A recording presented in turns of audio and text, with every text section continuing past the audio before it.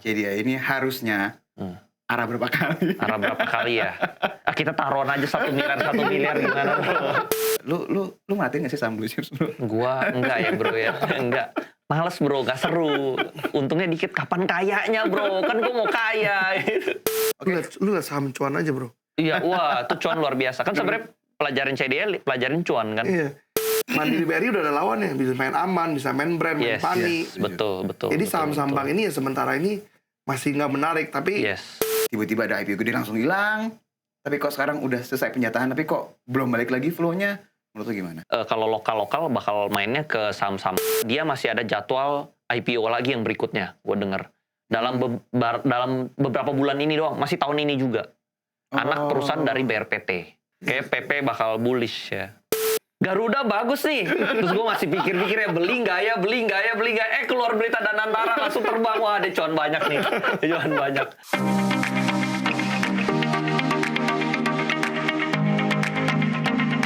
Halo my friends, kita ketemu lagi di acara Market Pulse, di mana di Market Pulse ini kita akan bahas semua atau segala sesuatu yang hype di market, dan ekspektasinya kalau my friends dengerin ini harusnya bisa mendapatkan insight dan bisa ambil keputusan untuk keputusan investasinya my friends sekalian. Dan seperti biasa untuk Market Pulse saya ditemani dengan Jeffrey Rosadi, tapi kali ini kita punya bintang tamu khusus nih, spesial, yaitu adalah Bro Andri Hakim. Siap, thank you bro udah diundang ke sini ya. Nih akhirnya bisa ke markasnya Maybank nih. Thank you ya udah lu mau datang ke sini. Siap. Dan seperti biasa ya, Market Pulse ini kita santai aja ngobrolnya. Siap. Kita akan bahas yang benar-benar lagi hype. Ada 2 poin nih, my friends, yang mau kita bahas nih, Bro Andri sama Bro Jeff. Yang pertama udah jelas, yang lagi dibahas sama semua orang, IPO CDIA. Cuma ya memang kok gue boleh bilang ya, marketnya langsung kering nih gara-gara. Iya benar. Gara-gara IPO ini nih. Kayak ada kali 3 minggu kering ya. Kering banget parah. Terus yang kedua, gue akan bahas fenomena yang sekarang lagi hype, dan gue mau tanya sih sebenarnya sama lu berdua. Apakah ini bisa jadi tema semester 2 atau enggak?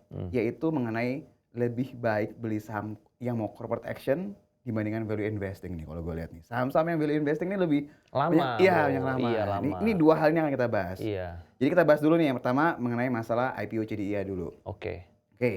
Gue akan bahas dari sisi marketnya dulu. Ketika CDIA ini mau IPO, tadi seperti lo bilang, marketnya itu likuiditasnya itu langsung menurun. Apalagi beberapa hari terakhir ini. Sebenarnya kalau gue coba cek, beberapa minggu yang lalu, transaksi regulernya kita itu udah double digit. 12T, 13T. Beberapa hari ini di bawah 10T. Bahkan kemarin regulernya aja tanpa nego ya itu cuma 6T. Betul. Menurut gua nih kayak tsunami ya. Sebelum ada tsunami kan ombak airnya surut dulu tuh. Kering kan. Nah, udah kering baru banjir lagi. Nah, menurut gua mulai besok atau besok lusa ini pasti market rame nih menurut gua. Pasti hijau. My friends ingat ya, ini kita syutingnya ini tanggal 8 Juli H-1 IPO CDIA nih. Jadi nanti kita lihat ya setelah kita syuting ini. Tapi ya bro ya, ini kejadian ini menurut gue nih aneh nih. Karena gue lihat ini juga pas ADI. ADI itu sama juga sekering ini, tapi ini kan lebih kering lagi. Karena ini kan 8 atau 9 IPO barengan nih. Pas yang ADI itu gue kemarin pengen ngeliat chart volume IHSG ya. Pada saat hari uang dibalikin, which is kayak hari ini, itu IHSG-nya lari kenceng tuh. Iya, langsung bullish kan, masih rame kan. Hari ini tuh enggak. Hari ini malah enggak. Ini yang menjadi kok curiga. Karena kemarin tuh kita banyak info ke klien, ini boleh nih coba kita masuk dulu ke bank, karena banknya pasti lari dulu kan. Karena itu yang dibuangin dulu nih. Tapi ternyata hari ini banknya masih dibuangin terus nih. Tapi yang PP, saham-saham PP naik hari ini. Saham-saham PP naik. Kalau lu perhatiin ya, kemarin itu gue sempat observasi, kan penjatahan CDIA itu kan selesai jam 12 kemarin kan. Setelah jam 12, di sesi kedua, saham-saham konglo lah kalau gue boleh bilang. Itu transaksi mulai gede-gede tuh. Kemarin tuh. Betul. Kemarin tuh. Jadi pas hari ini tuh naik ya, lanjutan berarti kan. Tapi banksnya tuh nggak naik. Bahkan malah hari ini biasanya malah turun kan. Harusnya kalau turun lagi. Likuiditas udah balik harusnya kan masuk naik kan. Ya. Nah sekarang sebelum kita bahas CDIA, pertanyaan gue adalah, dengan keadaan kayak sekarang ini, kita tuh harusnya khawatir nggak sih sama market dengan likuiditas yang tiba-tiba ada IPO gede langsung hilang, tapi kok sekarang udah selesai penjatahan, tapi kok belum balik lagi flow-nya? Menurut lu gimana? Menurut gua sih ini semua larinya, orang udah nggak mainnya big banks ya. Menurut gua kalau lokal-lokal bakal mainnya ke saham-saham konglo sih, menurut gua ya. Untuk lokalnya menurut lu? Untuk lokalnya, karena per hari ini tuh saham konglo semua naik tuh. Dari Pani lah, Brand, Cuan, BRPT itu semua naik menurut gua. Sampai sebumi-bumi juga naik hari ini. Iya, yang konglo-konglo semua naik. Jadi menurut gua sentimen tahun ini kayaknya masih lanjut konglo ya. Saham konglo nih. Berarti Belum yang saham value. sementara ini yang big banks sama yang blue chips belum dapat flow ya sejauh ini ya kita lihat ya. Oke. Karena kalau flow big banks itu harus dari asing, ya kan? Iya, Bro? benar. Ya kan kalau lokal kayak nggak kesana. Nggak dorong ya. Nggak ada. Iya. Ya udah sekarang kita langsung bahas aja deh IPO tahun ini yang lagi dibahas sama orang-orang CDIA. Jadi ya. Gua simpel aja deh. Ini oversubscribe-nya luar biasa. Rekor loh, ini terbesar. Ini terbesar ya? Terbesar bro. Lebih gede daripada ADI ya? Lebih besar dari ADI, lebih besar Dari dari brand. CBDK. Iya, ini terbesar. Kan kemarin aja tuh ADI itu lebih besar dari brand. Yes, pokoknya tahun ini dia yang paling Paling besar, besar. sih. Oh. Tahun ini dia paling besar. Tahun ini terbesar dan sepanjang Kalau sepanjang gue belum ngecek juga ya, tapi kalau tahun oversubscribe-nya? ini, yes, terbesar sampai 400 kali ya. Betul, baru sekali. 400 kali. Nyari uangnya sekitar Terbesar. 2, sekian T tapi 30 T yang bisa Iya, terkumpul. duitnya banyak banget Lebih, tuh. lebih dari 30 T. Puluhan triliun terserap di sana, terus ketahan bro. Iya. 3 mingguan ya, jadi ya kering lah semua bro, kering. Gue cuma mau straight to the point aja gue mau nanya. Menurut lu berdua, CDIA ini harusnya arah berapa kali? Arah berapa kali ya? Kita taruhan aja 1 miliar gimana? Kalau besok arah Udah pasti. taruhan, besok Probabilitas pasti lah, iya, besok pasti. pasti ya, besok Iya. pasti Ya ya. minimal 3 hari lah. Iya minimal. Kenapa lu 3 kayaknya hari? sih. Kenapa 3 hari? Ya karena cap-nya kan udah lumayan gede ya. Cap dia udah lumayan gede dan kan sekarang ada peraturan peraturan tuh kalau lu 5 kali arah berturut-turut lu masuk UMA dan nggak bisa masuk MSCI. Iya, MSCI dengan Jadi surat mungkin ya. mau dijaga kali dia nggak mau arah berturut-turut. Tapi kemarin itu apa yang arah 11 hari ya? Das atau cuan atau apa ya dulu ya? Itu juga arah berkali-kali bro apa? Das atau Ratu. Itu kan Tapi Ratu sama berkali-kali Das itu sebelum MSCI ngeluarin peraturan Iya. ini. MSCI yang baru-baru ini. Iya, iya, baru iya. banget dia ngeluarinnya kan. Tapi katanya MSCI mau revisi peraturan tuh, gue denger ya. Gue berdoa segera sih semua ini revisi. Revisi, Biar ya. perlu masuk ke sini lagi lebih banyak ya. Bener. Jadi kalau misalnya ngeliat dari keadaan ini harusnya CDIA itu bisa arah lebih dari sehari lah ya. menurut Pastilah. gue pasti. Oke, CDIA-nya bisa arah. Kalau arah kedua kebuka, gua yang makan. Iya, makan sama Bro Gua Andi yang langsung. makan kebukaannya. Tapi kalau misalnya lu lihat dengan history yang ada ya. Iya. Kalau saham-saham grupnya Pak Prayogo itu kan kalau IPO naiknya kan bukan 100-200% gitu ya. Iya. Ini gue pertanyaan simpel dan gue mewakili my friends yang nonton juga. Menurut lo apakah ini hal yang sama akan mungkin nggak sih terjadi di CDIA juga atau? Menurut gua sangat mungkin ya, sangat mungkin. Karena menurut gua dia masih ada jadwal IPO lagi yang berikutnya, gua denger. Dalam beberapa bulan ini doang, masih tahun ini juga. Anak perusahaan dari BRPT. Oh oke, yang sempat dibahas tapi emang belum Yes. ke bursa belum ini ya, Yes. regulator belum. Jadi ya? menurut gua PP nggak boleh messed up IPO-nya CDIA. Karena kalau dia messed up, IPO berikutnya messed up juga gitu bro. Jadi ini pasti dijaga banget, bagus. Jadi supaya dia yang berikutnya juga sukses.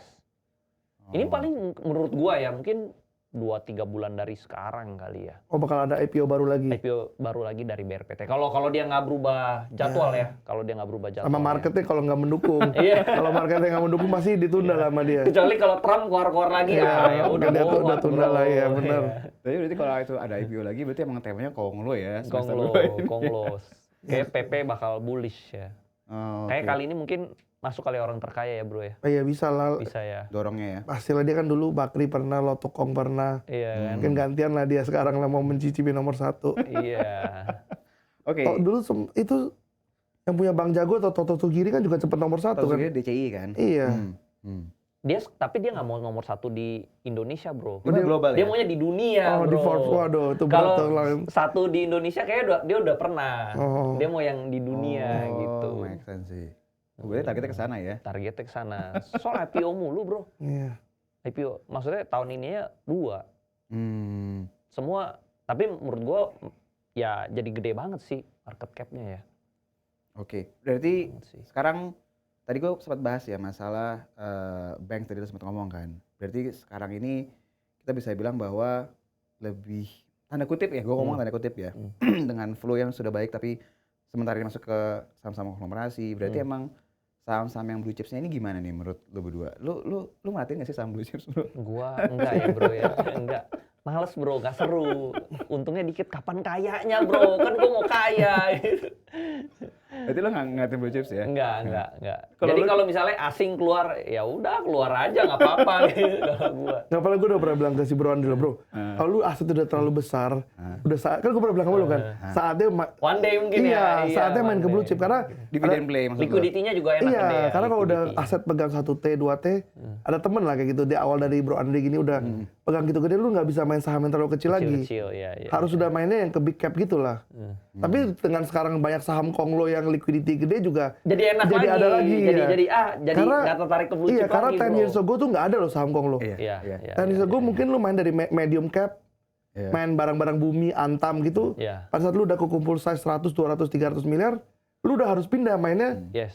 Mandiri, BRI gitu loh. yes, Tapi sekarang Mandiri, BRI udah ada lawannya, bisa main Aman, bisa main Brand, main Yes, Pani. Betul. Jadi saham-saham bank ini ya sementara ini masih nggak menarik, tapi Yes. one day juga pasti akan balik lagi lah, karena kan kalau ada Agree. flow asing pertama masuk pasti bank. Agree. Ya cuma itu harus lebih sabar. Iya. Dan naik juga nggak mungkin bisa sampai beggar lah. Ya sekarang mungkin BCA 8 ribuan, ya mentok 12-13 ribu. Yes. Mandiri 4 ribuan, paling juga ya balik all time high 8 ribu. Jadi mungkin kalau Big Banks itu pemain duit gede kali ya. Kalau Iya. kan mayoritas 90% kan duitnya kecil-kecil nih. Mainnya masihnya sukanya yang gede-gede, yang adrenalin, bro. Yang roller coaster gitu loh. Berarti kalau misalnya kita lihat keadaan kayak sekarang ini, kalau gue tadi bahasnya yang poin pertama, memang marketnya emang likuiditasnya lagi nggak terlalu oke. Yes. Lebih pindahnya ke saham-saham Konglo tadi. Sam Konglo. Dan emang flow dari asing tuh memang belum kerasa. Gue cek juga per Juli ini juga masih net sell ya asing ya. Yes, Jadi emang blue chipsnya nggak terlalu. Ya hari ini aja biasanya net sell 1T Iya, loh, nah, sendirian 1T. loh. Iya. Padahal flow-nya kita expect udah balik tapi ternyata nggak ini ya. Nah, gue akan lanjut ke poin berikutnya. Sekarang ini kan orang-orang lebih senang saham-saham yang punya corporate action. Yes. Ya, mungkin Mungkin gara-gara gue juga ya, gue tiap kali ngomong corporate action. Tapi ada analoginya, bro. Analoginya ini, kalau misalnya lu punya toko nih, kan gue dulu emang backgroundnya bisnis ya. Kalau lu punya toko lu jual barang murah, tapi nggak ada promosi, nggak ada apa, ya udah begitu-begitu aja, bro, murah-murah aja. Tapi kalau misalnya lu punya toko ini ya, punya showroom gitu ya, tapi lu promo terus nih, ada buy one get one, ada pasang kembang api, ada acara, panggil artis, nah itu jadi rame tokonya. Nah, corporate action itu sebenarnya kayak gitu, bro. Karena dia ada corporate action terus, jadi rame terus. Gue setuju sih. Emitennya. Jadi gue pernah baca letter to shareholdersnya Warren Buffett tahun 1960-an lah. Dia salah satu strategi itu sebenarnya kayak gini, corporate Bener action. kan? Iya. Iya, Jadi dia nyari perusahaan-perusahaan yang potensi diakuisisi, potensi yang memang nanti ada corporate action. Jadi sebenarnya dia juga melakukan hal yang sama. Jadi Iya. yang lo lakukan itu adalah, berarti lo the next Warren Buffett Indonesia ya berarti. Amin. Gua amin aja lah ya. Ya baik lagi gue akan bahas mengenai corporate action ini. Berarti sekarang temanya nggak cuma Konglo, tapi saham-saham yang punya corporate action. Iya. Gue perhatiin ya, setiap saham, oh dia katanya mau rights issue, oh katanya mau diakuisisi, ada backdoor listing, udah langsung naik. Orang tuh udah mikirnya nanti dulu deh, yang penting gue beli dulu karena FOMO dengan dulu ya. benar betul itu. Yes. Menurut lu apakah ini akan menjadi tema yang berlangsung panjang sampai akhir tahun ini, atau mungkin hanya sesaat aja menurut lu? Menurut gua kedepannya orang bakal mulai pinter karena sekarang itu banyak backdoor tuh bohong-bohongan, bro. Backdoor itu misalnya dia backdoornya tuh perusahaannya aneh-aneh. Bilangnya mau diakuisisi, tapi akuisisinya lo tau lah. Ya bohong-bohong lah. Nggak jadi. Dia tinggal bikin perusahaan di Cina, Cangkang atau di Singapura. Nomeni ya di sana. Iya, nomeni di sana terus lu beli perusahaan yang di Indo yang bilangnya yang ini mau ini, padahal dia juga sebenarnya. UBO-nya dia juga sebenarnya. Dia juga. Terus dia bilang nih mau di backdoor, ya udah rame. Nah, tapi dia exit, dia jual di market. Berarti yang lu garis bawahi di sini adalah bukan emiten atau perusahaan yang corporate action-nya dia juga, tapi emang bener-bener real diakuisisi sama Konglo yang berduit, yang perusahaannya bener-bener real. Karena menurut gua di zaman sekarang itu kan bisnis lumayan susah ya. Market itu lagi sepi, dagang itu lagi susah. Jadi daripada dia dagang, mendingan dia nipu. Makanya penipu tuh banyak, bro. Nah, jadi daripada dia bikin perusahaannya, dia bikin bagus, itu kan lama, susah. Mendingan gue nipu aja. Gue bikin perusahaan di Cina, di Singapura, terus gue backdoorin nih. Nah, cuman sekarang ini mungkin masih banyak yang ketipu, backdoor bohong ini. Tapi menurut gue ke depan itu orang bakal mulai pinter. Kayak contohnya kita nggak bisa pakai trik magic yang sama berkali-kali kan. Pasti lu cuma bisa pakai trik magic sekali. Udah lu kasih kedua kali, lu udah tahu triknya. Nah, jadi orang makin lama makin pinter. Jadi dia cuma bisa ditipu sekali nih. Jadi berikutnya dia mungkin nggak bakal ketipu lagi, dia nggak bakal beli yang backdoor bohong-bohongan itu lagi gitu. Ya berarti makin lama makin pinter lah. Dan perusahaan-perusahaan yang memang mungkin bukan yang benar-benar backdoor yang tadi seperti lo bilang ya, pada akhirnya kan juga akan hilang juga gitu kan ya. Hilang dia. Dan orang juga pasti akan sadar kan. Yes. Kalau menurut lu setuju nggak? Benar, backdoor itu harus at least owned by ada corporate governance yang benar lah. Iya. Ada aset yang real Ada lah. aset realnya ya, contoh kayak dulu Pani atau enggak misalnya yang lagi rame PACK atau yang sebelum-sebelumnya kayak Bang Jago lah kayak gitu. Ada Itu kan isinya lah. bener kan, maksudnya yang masuk orang terpercaya. Iya. Patrick lah atau enggak dari grup Northstar atau dari Agung Sedayu itu kan mereka punya reputasi. Yes. Kalau yang kayak tadi Bro Andri bilang dari perusahaan Cina bikin nggak ada reputasi yang mereka pertanggungjawabkan. Mereka sekali tipu ya pergi hilang. Tapi kan kalau model kayak Agung Sedayu, Salim Group atau Bakri, mereka sekali ini kan mereka memang hidupnya di sini. Reputasi mereka lebih mahal daripada sekali melakukan hal yang cacat. Yes. Ya reputasi itu paling penting jadi. Betul, gue sangat setuju. Cuma ada satu masalah nih, ketika lo ngebahas masalah perusahaan yang mau corporate action. Misalnya gue mewakili my friends nih pasti ya. Di perusahaan kita mau corporate action nih, beli enggak. Kan ragu-ragu kan? Sahamnya udah keburu naik, beritanya nggak ada. Terus naik lagi. Kan pada level tertentu kita mau beli pun juga Mulai nggak berani. takut. Iya. Lu ada tipsnya nggak? Ini beneran nih corporate action-nya oke. Yang ini enggak. Lu gimana cara ngelihatnya? Kalau gue misalnya ada berita backdoor nih, sahamnya udah naik dulu, gue tetap nggak beli bro. Begitu ada pembelinya jelas, walaupun gue harganya lebih mahal, ya mendingan gue nggak beli kucing dalam karung lah. Nunggu lebih jelas. Yes. Kalau gue ada tuh temen gue yang masuk pack ya, dia untung 7.000% bro. Tapi mungkin masuknya ratusan juta. Dia masuknya sekitar mungkin 200 jutaan. Dia gambling, dia beli kayak 10 yang kecil-kecil. 200 juta gitu. Tapi begitu jadi bisa jadi 12M. Tapi yang lainnya nggak kemana-mana. Nah tapi 12M. Misalnya gue anggap beli PACK di atas nih. Tapi gue beritanya, dia bisa dihargai di ratusan perak. Gue belinya udah harganya misalnya 1.000 deh. Kan udah jauh banget ya. Tapi karena udah jelas informasinya, gue di sini berani belinya gede, bro. Gue bisa masuknya belinya 10 miliar. Walaupun gue naiknya cuma 300%, keuntungan gue lebih gede. Gitu, 300% mungkin udah 30 miliar gitu. Sedangkan dia 12 miliar. Berarti mendingan lo terlambat terkonfirmasi. Tapi terkonfirmasi berani masuk gede. Daripada lu gambling yang kecil tapi lu nggak berani masuk gede kan. Gitu, karena informasinya belum ada. Terus pas naik, dia juga nggak mau ngerusak average ya biasanya. Nggak mungkin nggak beli lagi. Iya, nggak beli lagi gitu. Kalau lu ngerusak average masalah apa enggak? Kalau gue bisa beli di akun lain sih. Di sekuritas lain. Lu ada tambahan nggak bro mengenai masalah? Ya sih bener sih kalau kayak gitu ya intinya ya kalau backdoor sih gue selalu lihat siapa yang ngelakuin backdoor ini. Betul. Dan lini bisnisnya apa sih. Ya kalau dia misalnya jualan teh kembang lu mau backdoor apa gitu kan nggak jelas kan. Industrinya penting. Iya, industri itu penting. Jadi tapi kalau dia ngomong something yang kayak ini dia mau backdoor perusahaan misalnya properti ini kan jangkauan luas atau enggak gue mau backdoor misalnya perusahaan tentang media online. Ini kan jelas nih. Ini sesuatu yang memang entry bisnisnya susah dan kedepannya jangka panjang banyak tuh. Kalau gue mau jualan teh kembang itu backdoor lah teh kembang mau kemana gitu kan. Berarti pertama nggak perlu terlambat. Yang penting lu bisa mengkonfirmasi ceritanya. Siapa yang menjadi standby buyer tadi seperti lu bilang. Dan yang paling penting adalah industrinya ini apa gitu. Industrinya harus yang benar-benar gede gitu ya. Dan itu scalable ya. Jadi gede bisa tambah gede gitu maksudnya kan. Bukan yang cuma sekedar susah untuk digedein gitu ya. Oke, berarti gue paham mengenai corporate action nih. Nah, gue ada poin terakhir nih. Sekarang ini di market lagi diomongin bahwa saham perusahaan ini kayaknya mau disuntik nih sama Danantara. Naik kenceng. Itu udah terbang duluan juga. Terbang duluan juga kenceng. Pertanyaan gue simpel. Apakah di semester kedua ini emiten-emiten yang punya potensi disuntik itu masih bisa kita perhatiin apa enggak? Sama Danantara kayak atau sama yang lain? Menurut lu gimana? Menurut gue juga dapat hint dari Bro Jeffrey juga nih. Dia bilang, Dri, Garuda bagus nih. Terus gue masih pikir-pikir ya beli nggak ya. Keluar berita Danantara langsung terbang. Wah, ada cuan banyak nih. Cuan banyak. Gue miss bro, Ya menurut gue itu juga siklus bagus ya. Danantara sama corporate action sih ya. Menurut gue itu dua. Yang happening sekarang sih itu dua ya. Karena dua ini dananya gede kali ya. Iya. Danantara kan sekarang act as a liquidity provider kan. Iya. Dan dia kan ibaratnya ya mau jadi sovereign wealth fund lah. Ya dia memang jadi sekarang orang market ngelihat dia lah. Kalau kayak dulu Temasek beli ini atau enggak si SoftBank Vision Fund beli ini kan orang ngelihat ini beli aja nih. beli. Iya, dia aja beli, masa gue nggak beli sih gitu. Iya. Jadi sekarang mungkin Danantara mau seperti itu. Ya selama intinya kalau memang perusahaan, balik lagi nih, industri jelas. Ya. Dan yang kedua, Bisa makin gede lah iya ya. bisa makin gede gitu loh. Kalau disuntik makin gede lah. Jadi sebenarnya yang banyak yang perusahaan-perusahaan mau disuntik sama Danantara, tapi kalau memang industri kurang jelas ya juga Nggak terlalu menarik pasti. naik sebentar, turun lagi, naik sebentar, turun lagi, jadi hilang dan liquidity nggak ada.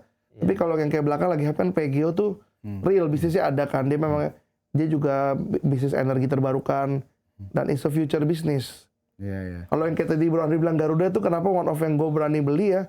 Karena gue ngeliat bro, ini konsep gue kenapa dulu gue berani beli ya. Ini nggak kejadian Malaysian Airlines jatuh. Itu kan it's a trust issue. Kalau Garuda kan cuma mismanage cash flow, dia aja bisa balik. Iya. Akhirnya orang bisa naik lagi Malaysian Airlines kan.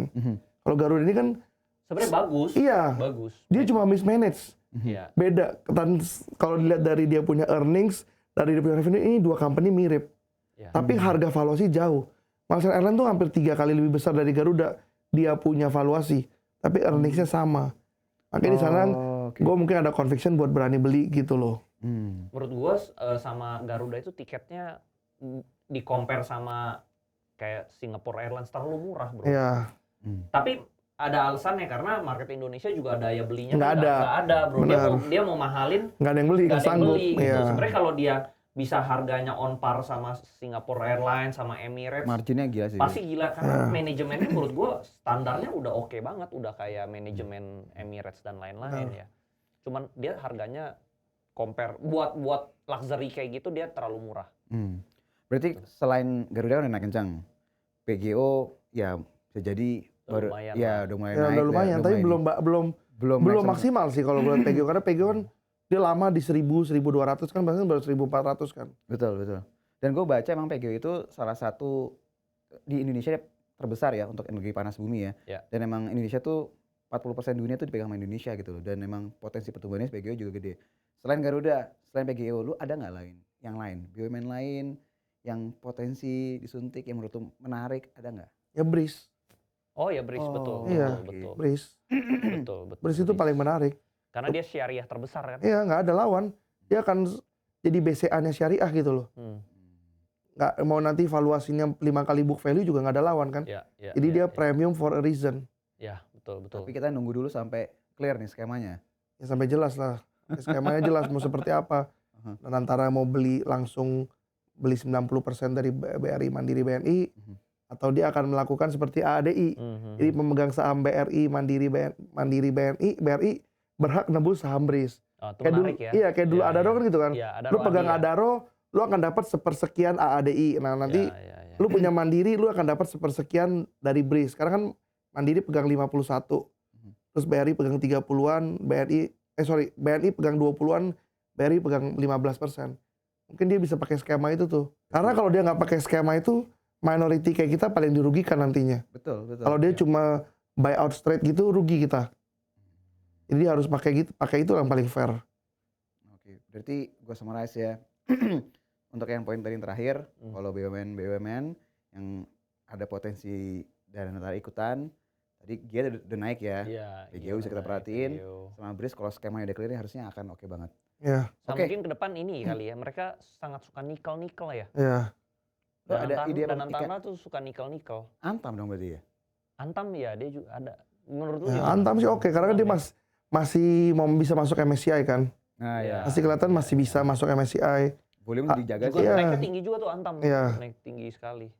Dan harganya juga masih udah sempat koreksi lumayan lah dari 37 sekarang udah balik ke 28, 29. Ya oke lah, dan earningsnya bagus kan. Iya. Earningsnya udah membaik juga. Walaupun harga emas sudah mulai turun, tapi kelihatannya dengan biasanya Antam ini kan selalu ngambil barang mostly emas itu kan dari Singapura. Tapi dengan dia ada kontrak dengan Freeport, lalu ada Bullion Bank nih, dia punya distribution channel baru nih. Bisa hemat cost dia. Lalu juga dengan dia sekarang udah mulai jual emas digital nih. Jadi cost production dia lebih efisien nih. Dulu harus dicetak lah di apa, sekarang kan semuanya digital gitu, jadi dia lebih hemat. Kita sebagai pembeli juga kan nggak perlu sewa. Lu mau beli 10 kilo kan nggak usah simpan susah. Tapi one day kalau kita mau tukar dari digital ke fisik, kita bisa tuh datang ke Antamnya. Jadi buat Antamnya juga Apalagi oke. bisa disimpannya di Bullion Bank-nya Iya. ke depannya ya. Bulan Mei berarti ke BRIS lagi dong berarti. Iya. Iya. Berarti tadi gua summarize lagi Garuda, PGO, BRIS sama Antam ya. Iya. Ada lagi namanya mau lu mention lagi? Kalau gua sih Sam Konglo juga. Konglo ya. Ya, ini memang masih eranya Konglo lah. Dan harus diakuin sih, Iya. dan flow-nya ke sana Iya, kan. terus cepet gitu loh, naiknya cepet. Jadi lo nggak bosan ya dengan market. Iya. Lu lihat saham cuan aja bro. Iya, wah itu cuan luar biasa. Kan sebenarnya pelajarin CDL, pelajarin cuan kan. Iya. Itu cuan ya pas lagi Liberation Day tanggal 8 April itu 4.000 something dong loh. Udah 12.000 lu bayangin. Iya. Itu Stock split. Itu salah satu yang paling kenceng tuh naiknya. Iya. Lusa stock split dia bro. Oh jadi udah itu ya? Lusa stock split 1:10. Itu dulu IPO cepet loh. Iya. Begitu stock split harganya kan jadi Ribuan lagi bro. ya. 1.000 ke 2.000 kelihatannya tuh kecil. Padahal tuh naik naik dua kali ya. Dari kayak 12.000 ke 24.000 ya. Iya. Cuma ya orang lupa. Gila, bro. Orang lupa ya. Benar. Tapi sebenarnya itu saham beredarnya makin banyak, tapi orang lupa gara-gara 1.000 ke 2.000 gampang. Iya gampang. Padahal tuh double loh. Double ya. Tapi berarti kan sebenarnya gue jadi pengen ngomongin lagi. Patternnya sebenarnya jelas kan. Patternnya jelas. Sahamnya naik, terus pasti kan ada tambahan core protection lagi. Kemungkinan besar dia stock split lagi, yang sebenarnya itu bisa naikin market cap-nya lebih enteng lagi sebenarnya kan. Benar. Ya, harusnya kan kayak Tapi gitu. kayak si cuan ini pas dia di harga 1.000 aja susah tembus ya kan. Ya. Koreksi terus ya akhirnya tapi tembus. Lama juga. ya. Akhirnya tembus juga. Thank you bro. Thank you bro Bro ya. Andri Hakim terima kasih, Bro Jeffy terima kasih. Itu my friends ya untuk Market Pulse pada episode kali ini. Tadi kita udah bahas berbagai macam hal ya. Ingat masalah tadi CDI ya ekspektasi sih arahnya nggak cuma sehari, kita udah bahas. Terus bisa diperhatiin lagi saham-saham konglomerasi karena emang kalau diperhatiin flow-nya ke arah sana. Terus tadi kita juga sempat bahas mengenai saham-saham yang punya potensi dapat narasi dari Danantara ya kayak PGO, terus juga tadi ada Garuda Indonesia, ada BRIS dan juga Antam yang terakhir. Semoga memberikan insight buat my friends semua. Kita ketemu lagi di episode selanjutnya.